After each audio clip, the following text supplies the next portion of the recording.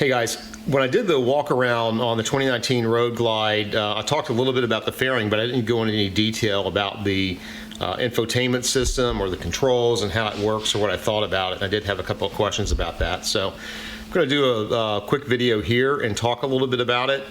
This is, again, it's a 2019 Road Glide. It's the standard baseline model. The infotainment system here I think it's running the latest, what is it, Boom GTS software that's available for this bike.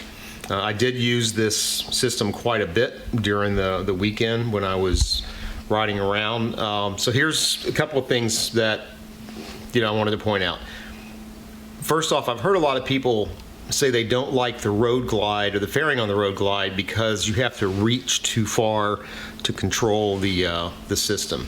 That's really a non-issue though, because the way that you control the screen is through some buttons here on the hand controls. There's one here, and then there's one over on this side. So if I want to select something on the screen, I use this little thumb knob and push around, and I can highlight certain things, and then I can push in. So we can get the whole thing here. Push in to select. So in this case, I'm selecting the navigation. If I want to go back home with this one, I just push in. It goes back to the home screen. And then this also controls the volume up or down. I did have one issue, I think for me, with this control specifically. And you can't see it so much here as I'm setting, but when I was riding, because of this weird angle that these bars make your wrist contort, it was a little bit of a stretch. You can't see it here, I can reach it fine just setting this way, but it was a bit of a stretch to get over and control this knob. Just wasn't comfortable. But again, that's a problem with the controls or with the bars. If you've got regular bars and your hands are straight, then you got no problem reaching that. So yeah, so again, you don't have to reach up and use the touch screen. It was after I got familiar with the system, it was very, very easy to navigate around while I was riding. I did use the navigation system in here extensively on the ride, and yeah, it's good. I mean, it's not Google Maps or Apple Maps, but it does give you some options for, when you're plotting your route or hitting your destination. You can say, I want to go on twisty roads, I want to go the fastest route, or whatever. It's not as full featured as a TomTom or what you have on your phone, but it does work. The stereo on here is it's a stereo, and it plays music. So you've got, if I go up here, we can select between AM, FM, and this is I think Weatherband. This is somebody's iPhone, and I can go back out this way. So you can kind of navigate through that.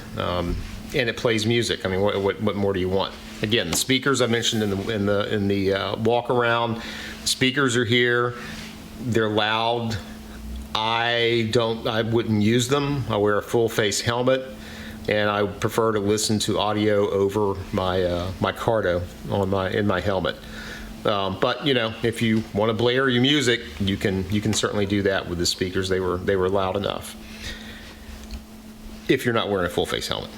The other thing to point out, in this storage compartment, there's a USB plug, and I've got an adapter for the iPhone.